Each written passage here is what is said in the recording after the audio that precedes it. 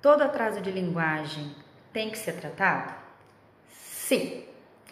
Se essa criança passou por um profissional e esse profissional identificou que essa criança não está dentro do que a gente considera esperado para o desenvolvimento de linguagem dessa criança, ela precisa estar em intervenção fonoaudiológica dirigida.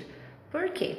Quando a gente pensa num processo de aquisição e desenvolvimento da fala e da linguagem, ele acontece por etapas e ele acontece numa escala crescente de dificuldades. Por isso que é importante o profissional saber avaliar essa criança e entender se o repertório que essa criança apresenta naquele momento condiz com a idade ou não.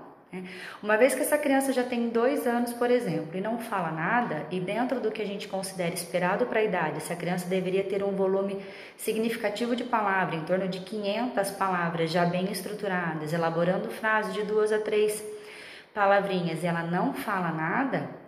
Quando a gente vai começar o tratamento com essa criança, eu costumo brincar com os pais que, embora a criança desenvolva bem e desenvolva rapidamente, se for exclusivamente um atraso de linguagem, essa criança não é uma Ferrari que sai de 0 a 100 em poucos segundos.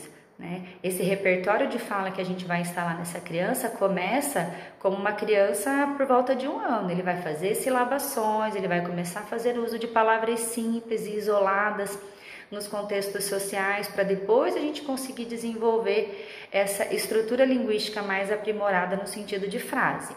Então, qualquer criança que está em atraso no desenvolvimento de fala e linguagem, ela precisa estar em intervenção dirigida para que a gente consiga, o quanto antes, restabelecer essa lacuna de desenvolvimento e assim ela ter um potencial muito maior de aprendizagem.